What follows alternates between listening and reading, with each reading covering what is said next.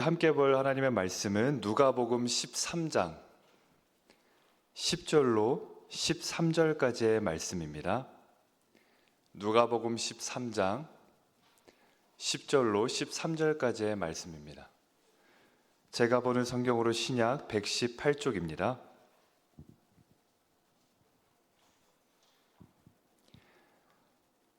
누가복음 13장 10절로 13절까지의 말씀을 합독하겠습니다.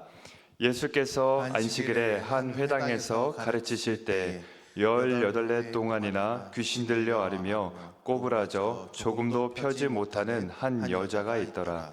예수께서 보시고 불러 이르시되 여자여 내 병에서 놓였다 하시고 안수하시니 여자가 곧 펴고 하나님께 영광을 돌리는지라. 아멘. 할렐루야. 아멘. 많이 더우시죠? 네. 올해는 더 가뭄도 있고 비도 더 적은 것 같습니다. 우리가 말씀으로 들어가기 앞서서 더위를 식힐 겸 하면 이 성경에 관련된 퀴즈 하나를 풀고 나갈 텐데요.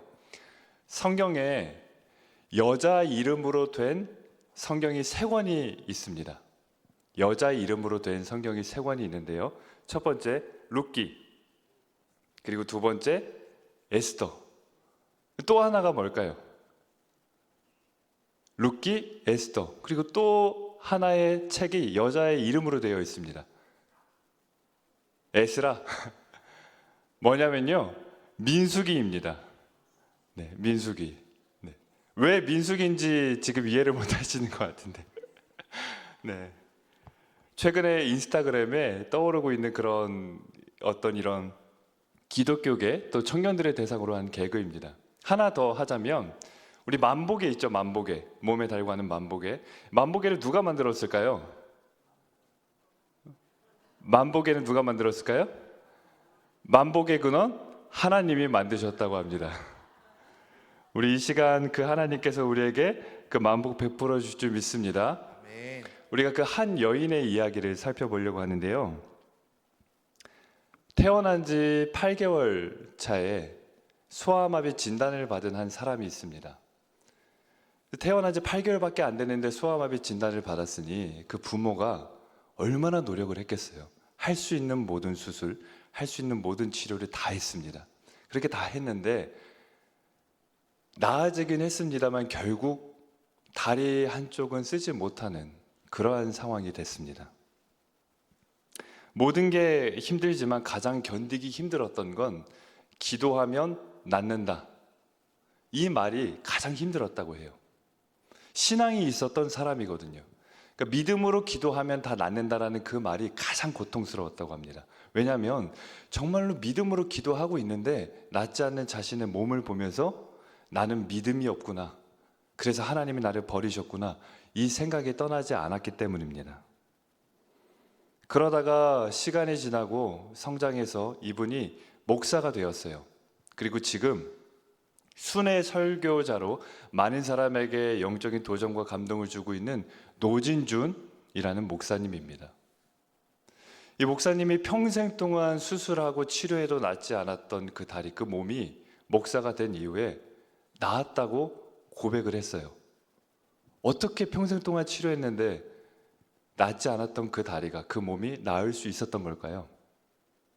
그 회복이 무엇인지, 어떻게 나았는지 오늘 본문 말씀 끝에 말씀하고 있습니다. 우리가 읽은 이 누가복음에는요, 병든 자가 고침받는 회복의 사건이 15번 정도가 등장합니다. 그러니까 다른 복음서에 비해서 월등히 많은 분량을 차지하고 있는 거예요. 그런데 이 15번 중에서 절반 이상이 어떤 병자들이냐면요, 만성질환자들이에요. 그러니까 굉장히 오래된 병을 갖고 있던 사람들, 그런 사람들의 이야기를 누가는 귀담아 듣고 있습니다. 당연히 누가가 이렇게 다른 복음서들보다, 다른 제자들보다 이런 만성적인 질환 그리고 병든 사람들이 고침받은 이유를 많이 기록한 이유는 그의 직업이 무엇이죠? 의사이기 때문이에요. 의사는 사람을 보면 진단이 나와요. 고쳐질 것인가? 못 고칠 것인가? 의사는 바로 그 진단이 나오게 됩니다. 그러니까 누가는 예수님과 함께 하면서 그리고 선교의 현장에서 바라봤던 거예요. 저 사람은 의사의 기술로는 도무지 살 가망이 없다. 고침받을 수 있는 어떤 소망이 없다. 그런데 예수님께서 고치신 사람들, 예수님께서 회복시킨 사람들의 공통점이 뭐냐면 그렇게 가망 없는 사람들을 고치신 거예요. 소망 없는 사람들을 고치신 겁니다.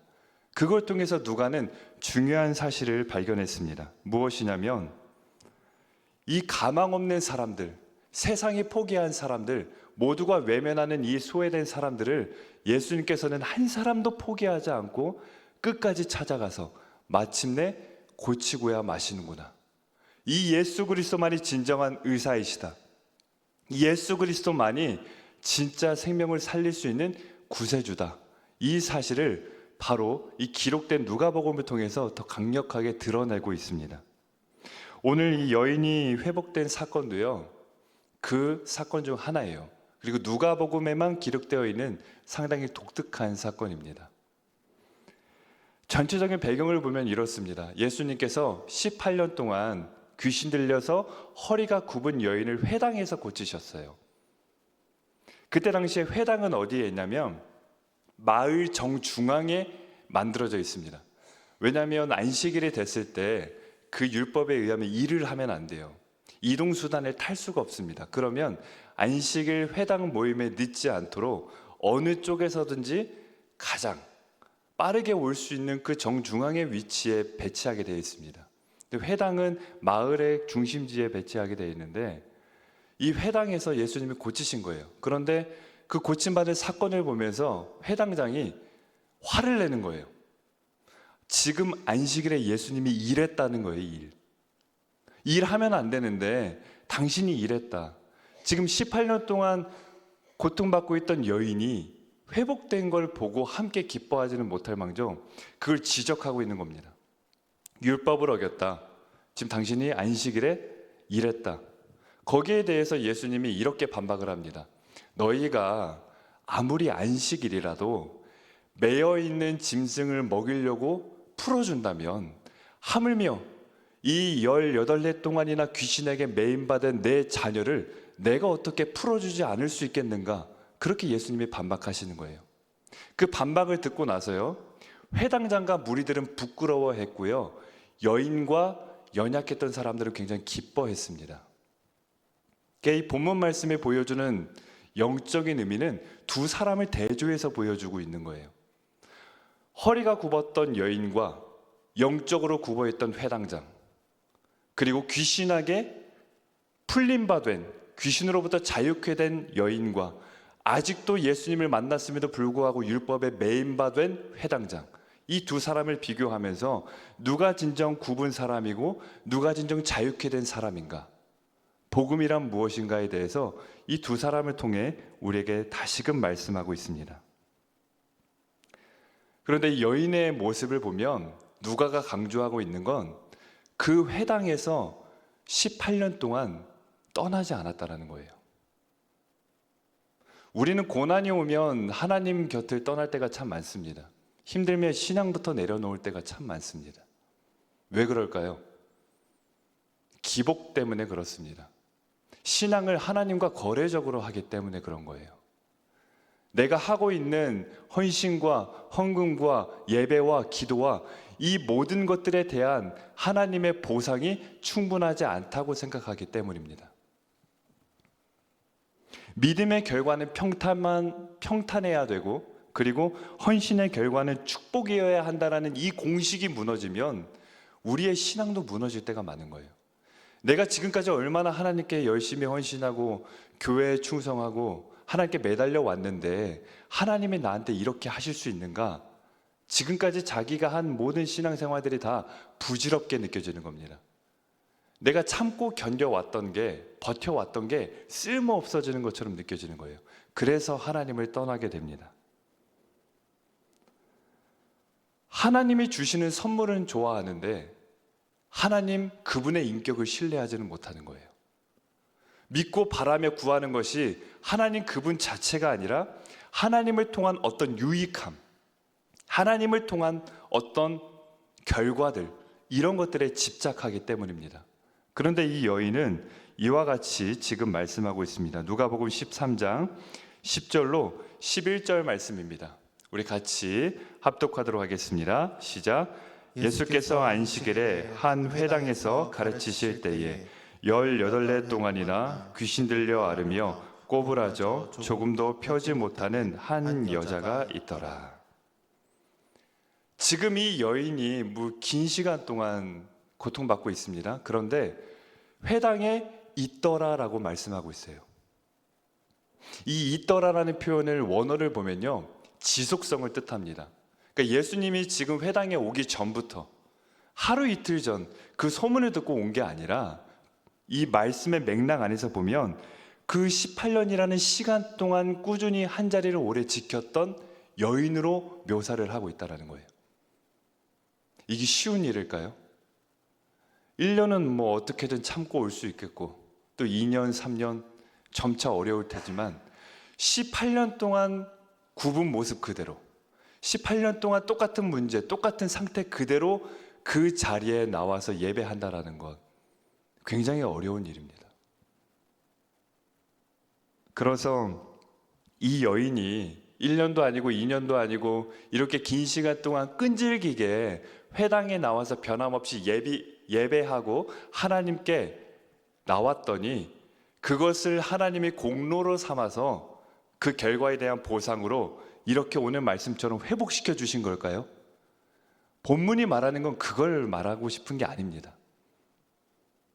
예수님께서 구원하시는 이 구원의 모습, 구원에 대한 어떤 패턴이 있는데요. 우리 한번 화면에 강조된 부분들을 한번 볼 텐데 누가복음 13장 12절입니다. 누가복음 13장 12절에 강조된 부분만 함께 보겠습니다. 예수께서 보시고 이르시되 내 병에서 놓였다 하시고, 또 누가복음 7장 13절로 14절 말씀입니다. 주께서 보시고, 그리고 14절 말씀에 보니까 이르시되 일어나라 하심에 말씀하고 있습니다. 그리고 17장 14절입니다. 누가복음 17장 14절 강조된 부분 함께 읽겠습니다. 보시고 이르시되 그들이 가다가 깨끗함을 받은지라. 이 누가복음에 나오는 예수님께서 한 사람, 가망 없는 이 영혼들을 구원하시는 구원의 패턴이 있는데요. 뭐냐면 보셨다, 말씀하셨다, 회복시키셨다. 이 세 가지가 예수님이 행하시는 구원의 패턴입니다. 12년 동안 혈루증을 앓았던 여인, 18년 동안 귀신 들려 허리가 굽었던 여인, 38년 동안 움직일 수 없었던 병자, 이 사람들이 다 고침받은 이유는 끈질기게 하나님 앞에 나와서 인내함으로 고침받은 게 아니라 하나님이 예수님을 그들에게 보내셨기 때문입니다. 예수님이 그들의 인생 가운데 찾아왔기 때문에 회복된 것이지 그들이 끝까지 버텼기 때문에 회복된 게 아니라는 겁니다. 예수님이 그들의 인생에 찾아오지 않았다면 버틴 사람에 불과한 거예요. 버티다가 끝나는 겁니다. 그런데 이 사람들이 버틴 사람으로 끝나지 않고 회복된 사람으로 설 수 있었던 건 예수님이 그들의 인생에 찾아오셨기 때문인 줄 믿습니다. 아멘. 복음은 내가 예수님을 찾은 이야기가 아니라 예수님이 나를 찾아오신 이야기입니다. 누가는 지금 이걸 말하고 싶은 거예요. 주님은 이들 중에 그 누구도 보고 그냥 지나치지 않으시고요, 끝까지 찾아가서 마침내 구원하시고 회복시키셨다는 것을 강조하고 싶은 겁니다. 버티고 있는 것도 은혜입니다. 버티고 있는 것도 은혜예요. 내 힘으로 버티고 있는 게 아닙니다. 우리가 신앙생활 오래 함에도 불구하고 이 여인과 같은 문제들이 저마다 다 있어요. 해결되지 않는 문제들이 있습니다. 아픈 가시들이 다 있단 말이에요. 그럴 때 우리가 어떤 마음을 갖냐면 더 이상 나아가고 있지 못하다는 마음 때문에 굉장히 답답해요. 내가 할 수 있는 건 정말 버티는 것밖에 없다. 내가 할 수 있는 건 인내하는 것밖에 없다. 그래서 내 인생이 한탄스럽고 괴로울 때가 많습니다. 그런데 이 인내, 이 버티고 있음 아무 필요 없는 걸까요? 쓸모없는 걸까요? 갈라디아서는 바로 이 버팀에 관하여 이렇게 말씀하고 있습니다. 갈라디아서 5장 22절 말씀 우리 함께 읽겠습니다. 시작. 오직 성령의 열매는 사랑과 희락과 화평과 오래 참음과 자비와 양성과 충성과. 지금 성령님께서 맺으시는 9가지의 열매 중에 지금 어떤 열매가 포함되어 있습니까? 오래 참음, 버팀, 인내가 포함되어 있는 거예요. 나는 버티는 것밖에 할 수 있는 게 없어. 나는 참는 것밖에 할 수 있는 게 없어. 아니요, 내가 참고 있고 내가 하고 있는 게 아닙니다. 그리고 참는다라는 건 쓸모없는 게 아니에요. 성령님께서 맺으시는 열매입니다. 성령님이 내 삶에 베풀고 계신 귀한 은혜예요. 내가 지금 할 수 있는 게 버티는 것밖에 없다면 그 버팀이 바로 하나님의 행하고 계신 은혜인 줄 믿으시기 바랍니다. 아이를 못 낳는다는 것 때문에 굉장히 오랜 시간 학대받았던 한 여자가 있어요. 가정에서 그리고 마을에서 사람 취급도 못 받았습니다. 그래서 이 여인이 생각할 때 내가 살아있는 동안에 이 고통은 끝나지 않겠다. 삶의 그 벼랑 끝에 서 있던 그는 정말로 실제로 벼랑 끝으로 걸어갑니다.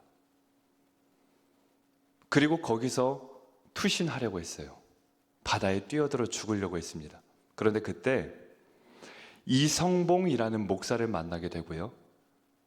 그 만남을 통해 다시금 그 여인의 마음 가운데는 생명이 시작되기 시작했습니다. 이 여자가 만난 건 이성봉이라는 목사가 아니에요. 그 목사님을 통해 예수님을 만난 겁니다. 그 죽으려고 했었던 그 자리, 내 고통이 끝나지 않겠다, 정말로 버티고 버티다가 이제는 나는 한계에 다다랐다라고 생각하면서 투신하려고 했던 그곳에서 이 예수님을 만나게 됐고요. 그 여인에게서 피어난 생명의 꽃은 그 절망의 섬을 복음의 섬으로 물들이기 시작했습니다. 그 여인의 이름이 누군지 아십니까? 문준경 전도사입니다. 중도라는 섬을 복음화시킨 놀라운 사람, 한국교회를 이끄는 수많은 리더들을 배출해낸 그 위대한 여인의 그 한편의 모습, 그의 과거는 순탄하지 않았다라는 거예요. 이 여인과 같았다라는 겁니다. 버티는 게 고작이었던 순간이 그런 분에게서 있었다는 겁니다. 18년 된 여인도 그리고 문준경 전도사님도 그저 고통 속에 멈춘 인생처럼 보였어요. 내 인생은 여기서 끝나겠구나. 내 인생은 여기까지겠구나. 그렇게 생각됐습니다. 그런데 꽃이 뿌리를 내리고 있는 걸 보면요, 꼭 멈춘 것처럼 보이는 거예요. 꽃이 땅에 뿌리를 내리고 있는 모습을 보면 지금 움직이고 있다는 생각은 안 들고요, 멈춰 있다고 생각이 드는 겁니다. 지금 이 여인도 문준경 전도사도 멈추고 있었던 게 아니에요. 뿌리를 내리고 있는 시간은 깊어지는 시간이었던 겁니다. 하나님께서 그렇게 역사하시는 겁니다. 꽃이 땅에 뿌리를 박는 동안 비바람도 붑니다. 태풍도 불어요. 그런데 그 꽃이 떨어져 나가지 않는 이유는 땅이 온몸으로 그 꽃을 붙잡고 있기 때문이에요. 하나님께서 그렇게 우리를 붙잡고 있습니다. 하나님께서 그렇게 이렇게 연약한 사람들을 붙잡아 오셨습니다. 18년간 똑같이 굽은 모습, 똑같은 고통, 똑같은 문제와 아픔을 가지고 매번 회당에 나와 있던 여인의 모습은 오늘 우리의 모습은 아닌가요? 주일마다 나오고 있고 지금도 이렇게 하나님 앞에 나와서 말씀 듣고 있지만 가슴 한켠에 또 가정 한 구석에 정말로 이 아픈 문제, 해결되지 못한 고통을 끌어안고 나온 이 여인과 같이 우리는 저마다의 문제와 고난들을 가지고 살아가고 있습니다. 성도님들과 신방하고 대화 나누다 보면요, 기도하겠다라는 말도 참 죄스러울 때가 있습니다. 어떨 때는 뭐라고 말을 해야 될지 아무런 생각도 사실은 들지 않고요, 그냥 묵묵히 듣게만 될 때도 있습니다. 몸이 고통스러운 것도 고통이지만 주변에서 누가 뭐라고 하지 않았는데도 이 문제 있는 내 모습을 보면서 아직도 저 사람은 권사가 되고 장로가 되고 집사가 돼서 아직도 그렇다며, 그런 보이지 않는 소리들, 그런 시선들이 나를 더 괴롭게 만들 때가 있거든요. 내가 나를 더 괴롭게 만드는 거예요. 우리가 서두에 나눴던 이 태어났을 때부터 소아마비의 진단을 받은 노진준이라는 목사님, 평생 동안 치료받았음에도 불구하고 치료되지 않았는데 본인은 회복됐다고 고백했습니다. 어떻게 회복된 걸까요? 이 목사님이 신앙이 있어서 더 힘들었습니다. 신앙이 있어서 정말로 목숨을 끊고 싶을 만큼 힘들었을 때 그때 당시 다니던 교회의 목사님과 대화를 나누게 되었는데요. 그 목사님께서 이 노진준 목사님에게 이렇게 얘기를 해주었다고 합니다. 바울을 예로 들면서 바울이 육체의 가시 때문에 이것을 빼달라고 하나님께 3번이나 구했죠. 근데 하나님이 그걸 빼주셨을까요? 빼주지 않으셨을까요? 빼주지 않으시고요. 내 은혜가 내게 충분하다라고 말씀하셨습니다. 그런데 바울이 그 이후에 또 육체의 가시를 빼달라는 기도를 드렸을까요? 드리지 않았을까요? 드렸다는 내용이 없어요. 그러면 나았다라는 거예요. 바울이 육체의 가시를 가지고도 하나님의 나라를 확장시키고 하나님께 영광을 돌릴 수 있다는 사실을 깨달았기 때문에 더 이상 그것을 기도하지 않았다라는 겁니다. 그래서 이 노진준 목사님이 본인도 여전히 이 연약한 육신, 여전히 성도들 앞에서 여전히 설교에 다녀서 쩔뚝거리면서 목발 짚고 올라오고 목발 짚고 내려가는 이 모습이지만, 이 모습으로도 하나님께 영광 돌릴 수 있다면, 하나님이 이런 나를 통해서도 영광 받으시는 거라면 나는 회복된 거구나, 그걸 깨달았던 겁니다. 그래서 본인은 회복됐다고 고백하고 있는 거예요. 누가복음 13장 13절 말씀, 이렇게 말씀하고 있습니다. 우리 함께 강조된 부분 합독하겠습니다. 시작. 하나님께 영광을 돌리는지라. 이 여인이 주님을 만나서 회복된 결과가 무엇입니까? 굽었던 몸이 펴진 것, 그것만이 아닙니다. 누가는 무엇이 회복인가에 대해 바로 하나님께 영광을 돌리게 된 것, 그게 진짜 회복이라고 말씀하고 있는 겁니다. 그게 펴진 거예요. 아무리 멀쩡한 육신, 아무리 멀쩡한 가정, 아무리 많은 돈을 갖고 있어도 하나님께 영광 돌리지 못하고 있다면 그것이 굽은 인생이고요. 아무리 굽은 가정, 아무리 굽은 몸, 아무리 굽은 자녀들과 굽은 경제라 할지라도 그 안에서 하나님께 영광을 돌리고 있다면 그 사람은 펴진 사람이고 그 사람은 이미 회복된 사람이다라고 말씀하고 있는 겁니다. 하나님께 영광 돌릴 수 있는 것, 그게 회복인 줄 믿습니다.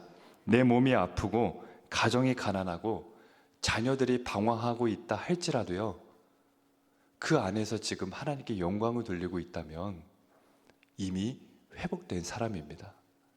이미 회복된 모습입니다. 갈라디아서 4장 4절에서 이렇게 말씀하고 있습니다.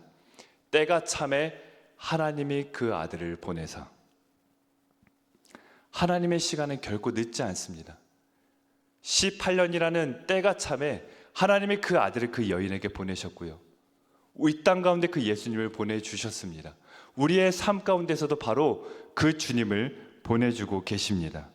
18년은 하나님의 침묵하신 시간이 아니라 깊게 일하고 계신 시간이었습니다. 꼭 기억하기 원합니다. 침묵 중에도 버틴 사람은 하나님의 속삭임을 듣지만 소리치며 떠난 사람은 자신의 메아리만 듣게 됩니다. 광야에서 버틴 사람은 가나안 땅을 밟게 되어 있고, 광야를 떠난 사람은 애굽 땅을 밟게 되어 있습니다. 밤을 견딘 사람은 새벽을 맞이하게 되고요, 밤을 떠난 사람은 아침을 잃어버리게 됩니다. 1년, 2년, 10년 아무리 오랜 시간 버텨도 예수님이 오지 않으면 의미가 없는 거예요.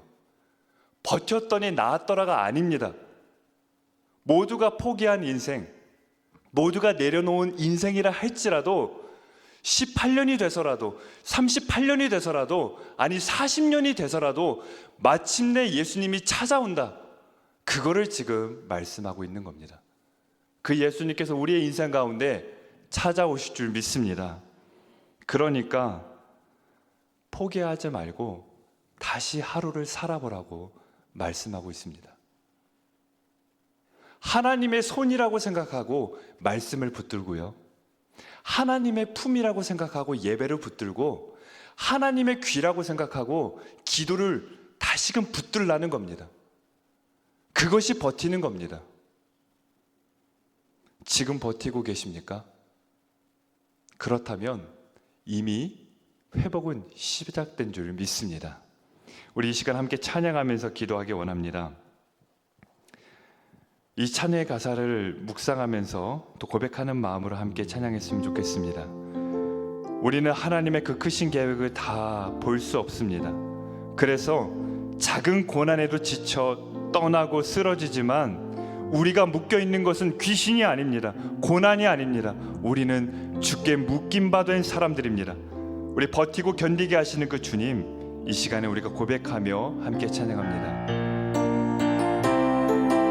은혜 아니면, 은혜 아니면 살아갈 수가 없네. 호흡마저도 다 주의 것이니 세상 평안과 위로 내게 없어도 예수, 오직 예수. 처음부터 다시 찬양합니다. 은혜 아니면, 은혜 아니면 살아갈 수가 없네. 호흡마저도 다 주의 것이니 세상 평안과 위로 내게 없어도 예수, 오직 예수뿐. 크신 계획, 크신 계획 다 볼 수도 없고 작은 고난에 지쳐도 주께 묶인 나의 모든 삶 버티고 견디게 하시. 크신 계획, 크신 계획 다 볼 수도 없고 작은 고난에 지쳐도 주께 묶인 나의 모든 삶 버티고 견디게 하시네. 은혜 아니면, 은혜 아니면 살아갈 수가 없네. 오늘 모든 것 다 주께 맡기니 참된 평안과 위로 내게 주신 주 예수, 오직 예수뿐이네. 우리 시간 같이 기도하기 원합니다. 신앙생활을 할 만큼 한 것 같은데, 예배할 만큼 했고 봉사 안 해본 것 없고 하나님 앞에 드릴 수 있는 것 다 드려왔던 것 같은데 왜 내 인생에 여전히 그 한켠에는 묶인 것 같은 고통과 아픔이 있는지, 그래서 그 예배의 자리 이제는 지겹고 이제는 떠나고 싶고 이제는 버티기 힘들다면 꼭 기억하기 원합니다. 버티는 것도 주님의 인내입니다. 버티는 것도 열매입니다. 하나님께서 지금 우리를 그곳에 깊게 뿌리 박은 꽃처럼 더욱더 복음의 향기를 발산하는 그 어떤 태풍과 폭풍에도 꺾이지 않는 위대한 사람으로 만들고 있는 손길입니다. 우리는 하나님의 계획을 다 볼 수 없지만 그 계획은 분명히 큽니다. 우리는 작은 고난에 지쳐 쓰러지지만 우리 주님은 십자가의 고난을 견디면서까지 나를 붙드신 주님이십니다. 그 주님이 우리의 인생 가운데 함께하고 계십니다. 그래서 그런 우리를 정말로 그리스도의 향기로 물들게 하는 아름다운 꽃으로 만들고 있습니다. 이 시간 우리가 기도하실 때 말씀을 기록하며 기도하기 원합니다. 주님, 내가 더 버티기 원합니다. 이제는 나에게 버틸 힘이 없습니다. 주님의 힘으로 버티게 하여 주시옵소서. 주님이 열매 맺게 하는 그 순간까지, 주님께서 나로 하여금 그 계획하신 회복을 이루는 그때까지 버틸 수 있도록 주님 나를 붙잡아 달라고 기도하기 원합니다. 이어서 두 번째로 기도하기는 우리가 복음을 전하는 이 하이파이브 운동, 우리가 영혼 구원을 놓고 기도하기 원합니다. 이 18년 된 여인, 그 여인의 이야기의 향기가 오늘 우리에게까지 퍼지고 있습니다. 문준경 전도사, 그 사람 되졌도 못했던 그 여인의 복음의 향기가 섬 전체를 물들었습니다. 하나님께서 여전히 고통 가운데 있는 나를 크게 사용하여 주셔서 그 복음의 향기로 이 공동체가, 또 내가 속한 그 모든 곳이 우리 주님이 영혼 구원의 귀한 통로로 사용하여 달라고 이 시간 말씀을 기억하며, 그리고 전도의 향기, 이 그리스도의 향기로 물드는 내가 될 수 있도록 우리가 이 시간에 주의 이름을 이며 함께 기도하며 나아갑니다. 주여, 하나님 아버지, 이 시간 우리가 말씀을 기억하며 기도하며 나아갑니다. 하나님, 여전히 다 알 수 없는 고난과 해결되지 못한 문제와 아픔들이 있습니다. 이 18년 된 여인처럼 하나님 앞에 정말로 끊임없이 나와 버티고 또 버티고 있지만 회복이 보이지 않는, 가망 없어 보이는 내 삶 가운데 지치고 떠나고 싶을 때가 있습니다. 그러나 버티는 것도 은혜이고 하나님이 나를 버티게 하고 계시니 깊게 그 뿌리박은 나를 통해서 정말로 내가 속한 그곳이 놀라운 복음의 향기로 물들게 하시는 줄 믿습니다. 하나님의 때에 그 회복을 이룰 때까지 하나님, 내가 버틸 수 있도록 인도하여 주시옵소서. 하나님, 그 광야를 버티게 하여 주시고 어두운 밤을 버티게 하여 주시고 그 침묵의 시간을 버티게 하여 주시옵소서. 침묵 가운데 하나님의 속삭임을 듣기를 원합니다. 하나님, 광야 가운데 가나안 땅을 받기를 원합니다. 어두운 밤 가운데 새벽을 맞이하기 원합니다. 이런 나를 통하여서 간증의 주인공으로 세워주옵시고, 이런 내가 더욱더 주님께 영혼 구원의 통로로 쓰임받는 내가 될 수 있도록 인도하여 주시옵소서. 그래서 또 다른 18년 된 누군가에게, 또 다른 아픔 가운데 있는 누군가에게 나 또한 그랬다고, 그러나 끝내는 우리 주님이 하신다고 고백할 수 있는 전도의 통로, 살아있는 전도지들이 될 수 있도록 주여 역사하여 주시고 인도하여 주시옵소서. 하나님, 여전히 굽은 몸이 있다 할지라도 그 가운데서 하나님께 영광 돌리고 있다면 이미 회복된 줄 믿습니다. 하나님, 우리의 회복의 관점이 바뀌게 하여 주시고 그 진정한 회복을 바라보며 하나님께 나아갈 수 있도록 주여 역사하여 주시고 인도하여 주시옵소서. 주님 역사하여 주시옵소서. 이 시간 두 번째로 이 기도하며 나아갈 때 하나님께서 정말로 이 부흥의 뿌리를 더 깊게 만드시는 중이십니다. 하나님의 부흥의 열매를 거두어 주실 겁니다. 우리가 뿌리는 전도의 씨앗, 기도의 씨앗 결코 허비되지 않을 겁니다. 4분의 3이 허비되어도 좋은 땅에 뿌려진 그 하나의 씨앗이 허비된 모든 것을 채우고도 남을 겁니다. 지금 우리의 눈에 보이는 이 가자 공동체 열매가 우리 성에 차지 않는다 할지라도 하나님이 정말로 부흥의 뿌리를 더 깊게 만드는 시간임을 믿고 의심하지 않고 더욱더 그 열매를 우리가 이루실 것을 바라보며 나아갈 수 있도록 우리 공동체의 하나님이 정말로 성령의 능력으로 부흥하는 우리 교회가 될 수 있도록 이 시간 다시 한번 우리가 기도하며 나아갑니다. 하나님 아버지, 이 시간 하나님이 이루실 그 부흥, 하나님이 이루실 그 열매를 바라보며 나아갑니다. 하나님, 우리 눈에 보이는 부흥의 열매는 때로는 부흥 같지 않아 보이고 때로는 빈약해 보이고 미흡해 보일 때가 많습니다. 그래서 전도하기로 지치고 기도하기로 힘들고 힘이 빠질 때가 있지만, 그러나 이 시간은 부흥이 정지된 시간, 하나님의 역사가 멈춘 시간이 아니라 하나님께서 더욱더 그 부흥의 뿌리를 견고히 땅에 받고 있는 시간인 줄 믿습니다. 하나님께서 우리에게 이루신 열매들을 바라보며 기도하고 나아가오니 주여 믿음의 눈으로 바라보며 나아갈 때 주여 성령의 능력으로 부흥하는 우리 교회 될 수 있도록 역사하여 주시옵소서. 우리가 뿌리는 생수전도 우리가 일상에서 전도지가 되고 만나는 모든 사람들에게 우리가 그렇게 얼굴과 언어와 삶의 모든 모습으로 복음을 전하며 나아가는 이 모든 것들이 결코 허비로 끝나지 않고 끝내는 열매를 이루실 그 하나님, 그래서 우리 공동체 가운데 날마다 구원받는 자가 더해지는 사등절의 놀라운 역사가 펼쳐지는 것을 주여 경험할 수 있도록 역사하여 주시옵소서. 하나님이 행하시면 됩니다. 하나님이 이루실 줄 믿습니다. 우리가 하는 것이 아니라 성령의 역사인 줄 믿습니다. 주여 주여 역사하여 주시옵소서.